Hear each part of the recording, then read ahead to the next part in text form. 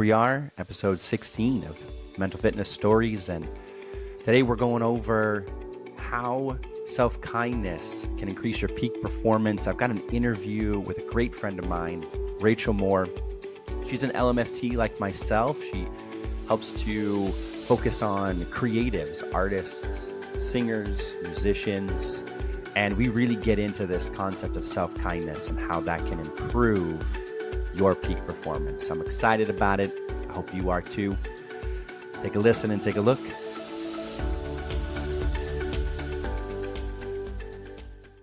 Well, hi, and welcome to Mental Fitness Stories with John Steele. I am joined here today with my good friend Rachel Moore. Rachel is a licensed marriage and family therapist. She is EMDR certified.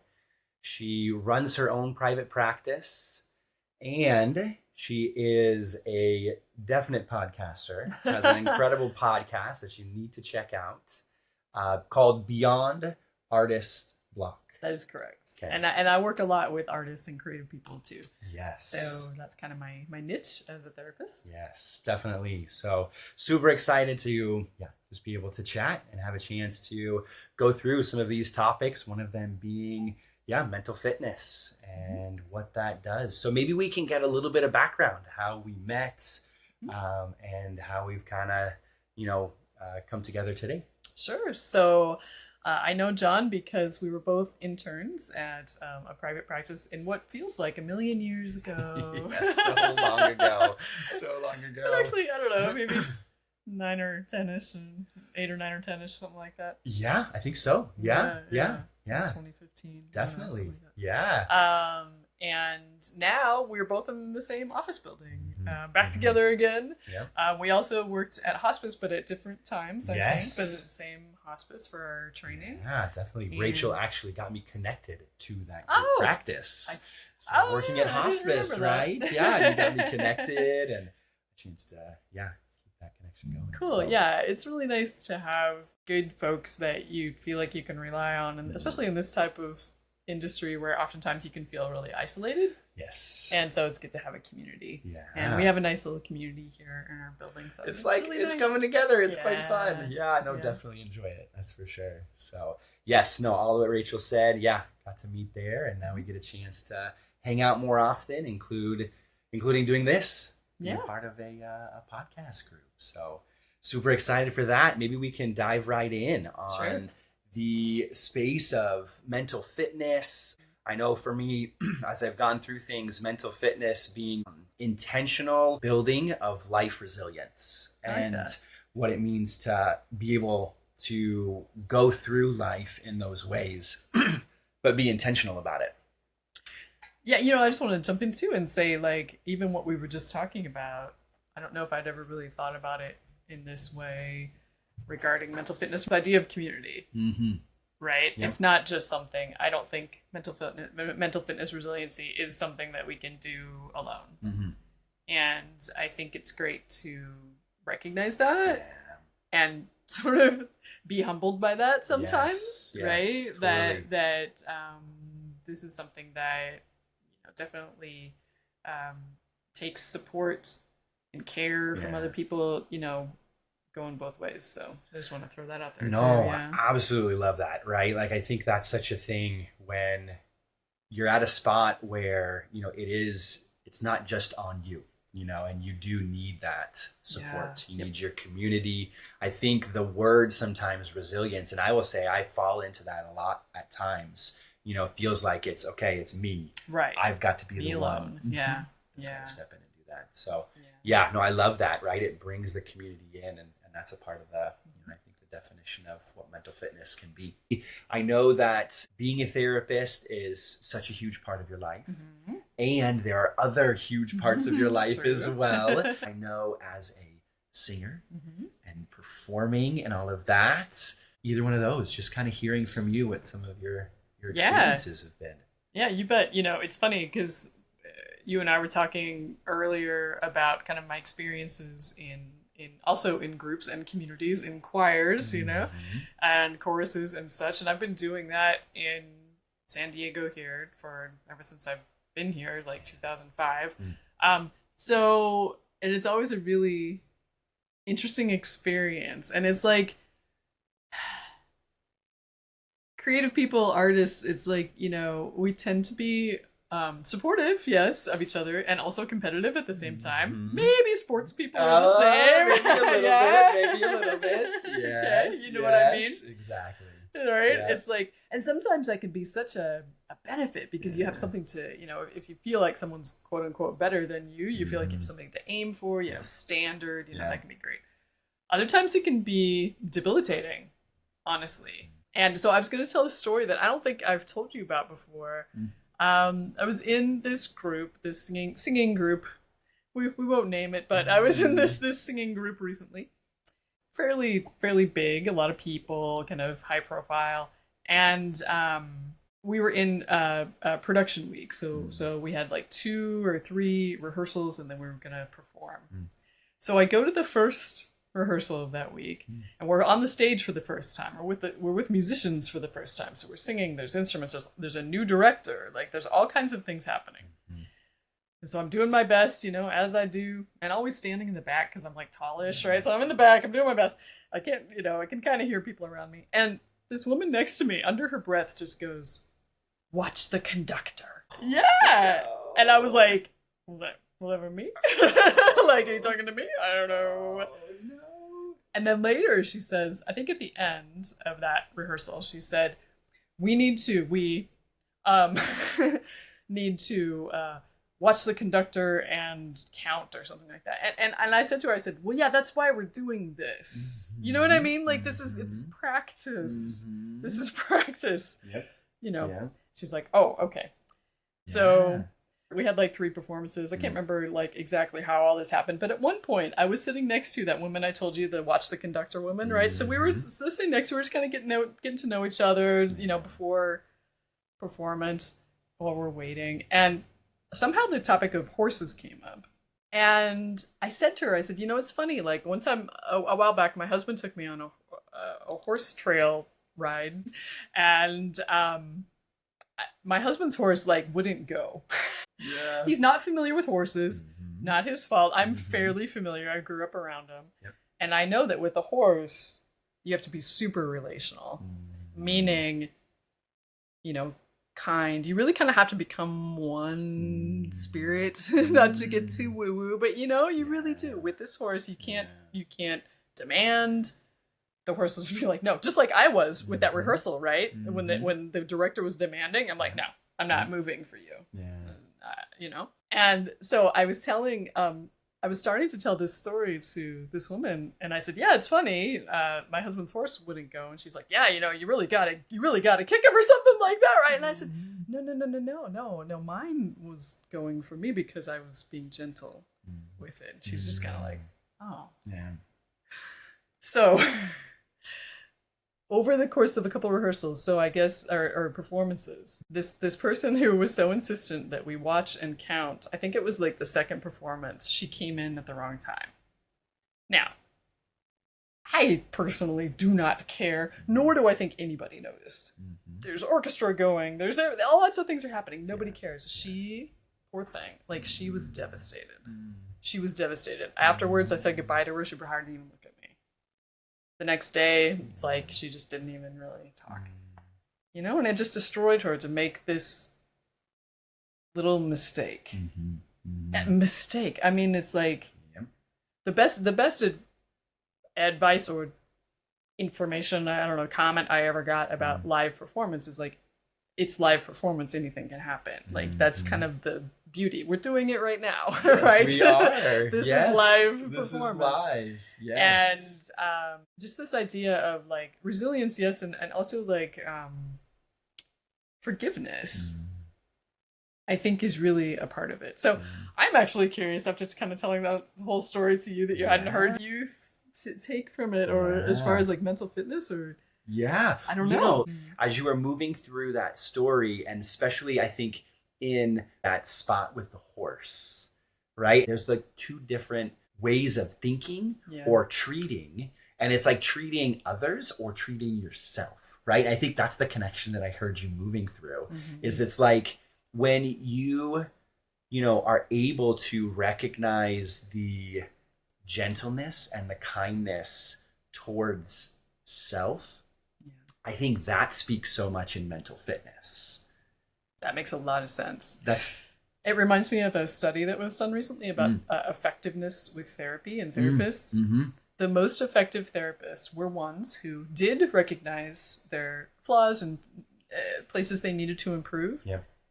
Plus, importantly, were kind to themselves about it. If you didn't have those two things, it wasn't as effective for clients.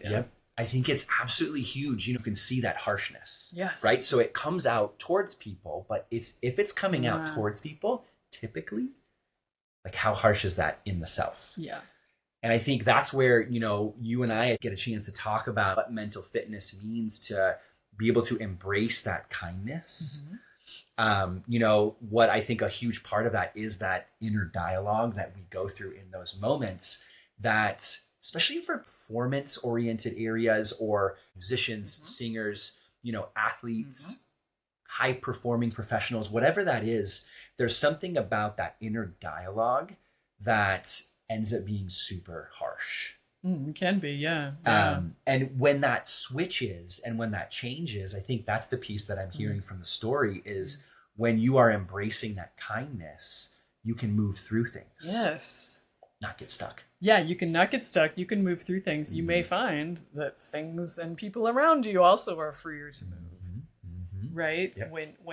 Yeah. And, it's interesting, like, I'm thinking too about this when it comes to gender as well, because what's coming up for me as we're talking about this is that I think sometimes this idea of being kind to yourself can be perceived by ourselves and others as weakness.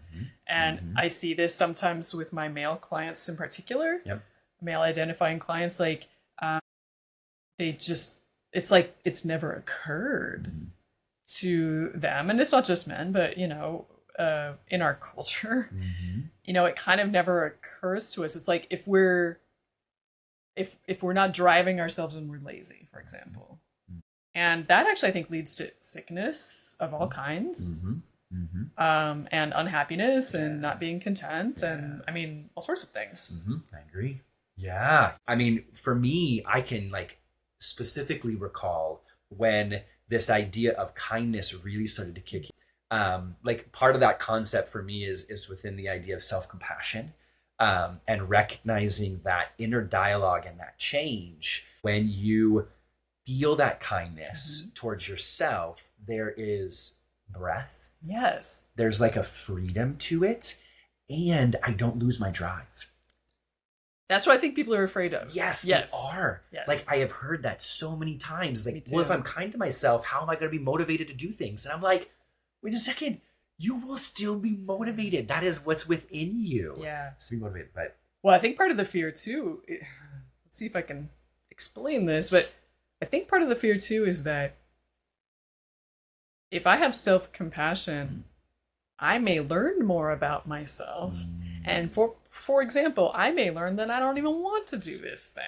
And what's that going to mean, right? Like, how does that affect my identity and what other people expect of me and what I expect of myself? Like, maybe it would change. It's not that, I think that we always can have that drive and desire. And I think that maybe some of the fear is like, yeah, what if, I don't know, this just popped in my head. What if I don't want to be a race car driver? You know what I mean? Or whatever. I've spent so much time training. I've spent so much money on this, And so, and I think sometimes that's where that harsh voice can come from when we're doing things that we don't want to or really shouldn't be doing. I don't know. There's this resonates, right? Like the race car piece, when you are faced with possible transition, possible change. And it's like, it's one of those things, the fear of that change amidst things that are constantly changing, right? Like that's, whatever that quote could be of like, probably the only thing constant is change.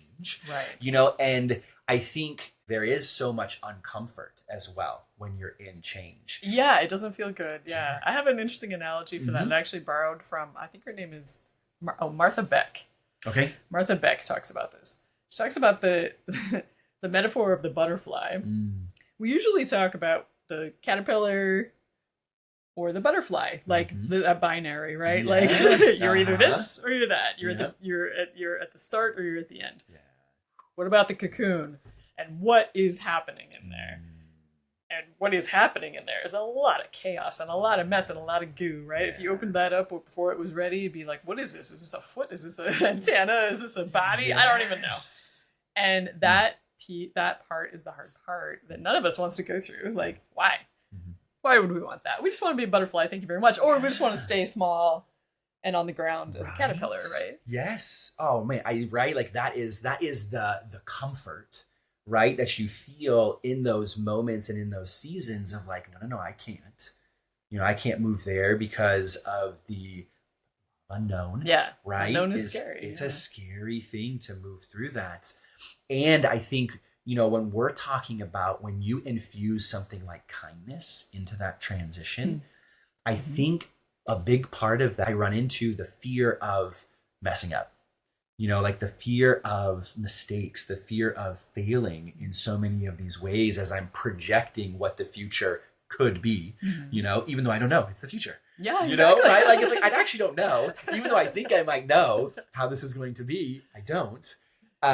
But that like harshness can really be lessened and decreased as you are continuing to invite that self-kindness, into that process. For instance, what stuck out to me, is this lady that you recognized being stuck because of that harshness, and being stuck in that moment of, who knows what was going on in her brain, during those moments, but you could see that from the rigidness, from like so much, right? The shutdown that was happening. Protection. Right? Like how natural. Right? This is interesting because the idea of community was coming up again for me as we were talking. And then just now that the word intimacy came in. Yeah.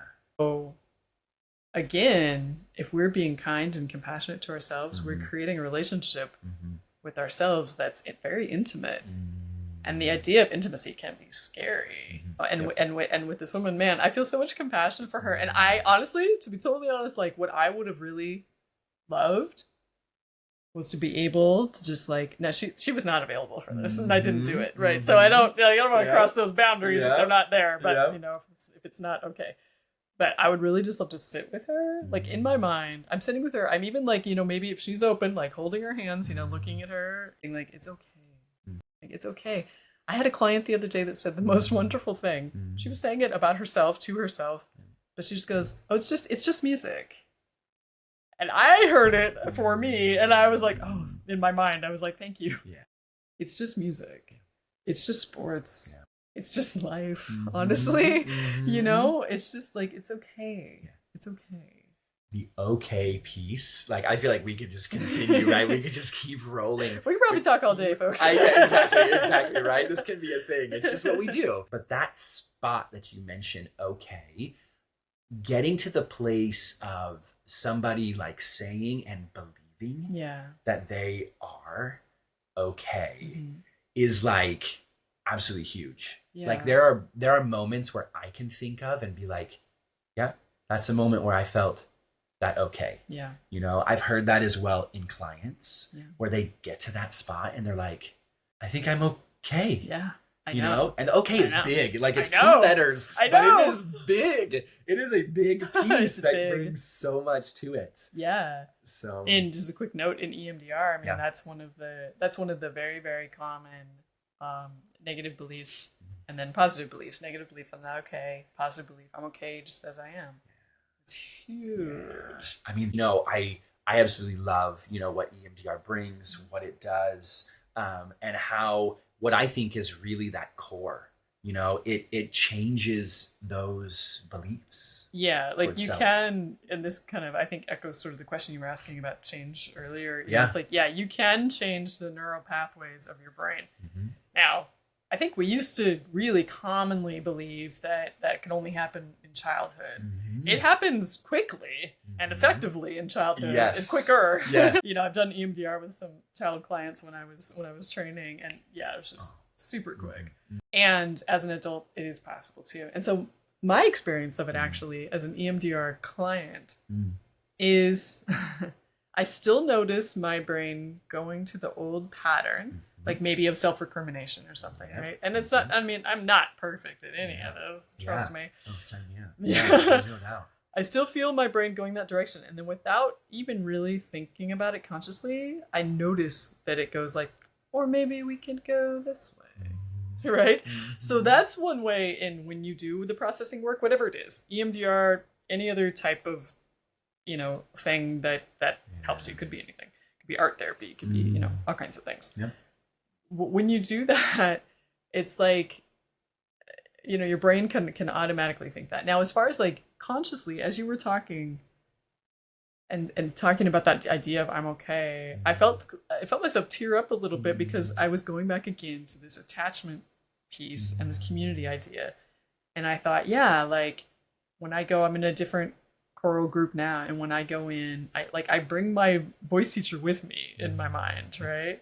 Or maybe I think about you and how you support me. Or maybe I think about, the people that I actually really care about and I care what they think and I feel, supported by, uplifted by, who are actually important to me and more important even than, that part of me that is being critical. I wouldn't say more important. Sorry, part of me that's critical. I love you too. But like, I hear it. But like more appropriate, in that moment. It's like, no, in this moment. And I don't want to say something too, what I've been realizing more and more. I learned that when any of us are in fight or flight, we can't hear as well.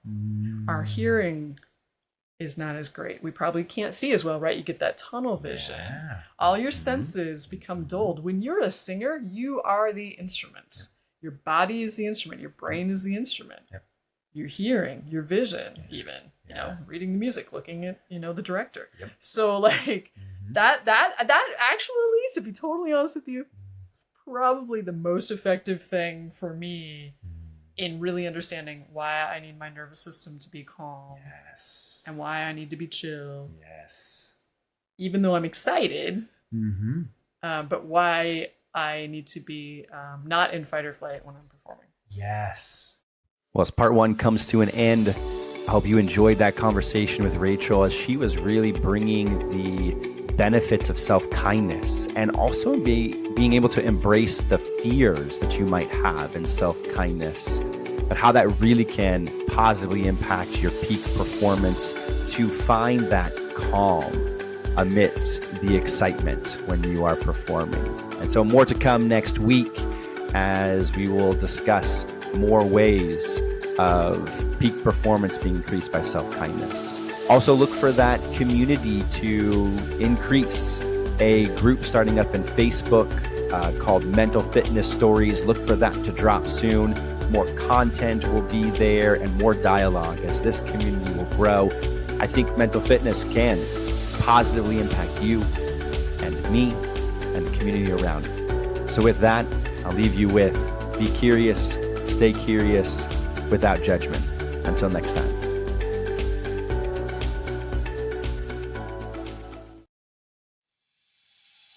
Thank you for joining us on this transformative journey through mental fitness stories with John Steele. If you resonated with today's episode, don't forget to hit subscribe and leave a review on your podcast platform of your choice. Remember, your story is important, and so is your mental well-being. If you have a personal mental fitness journey you'd like to share or topics you'd like us to explore in future episodes, reach out to us on social media or through our website. Stay tuned for more inspiring conversations, expert insights, and practical tips to help you cultivate a resilient mind. Until next time, take care of your mind, nurture your inner dialogue, and prioritize your self-care. Remember, you are not alone, and your mental fitness and well-being is worth the investment. Thanks for being a part of the Mental Fitness Stories community.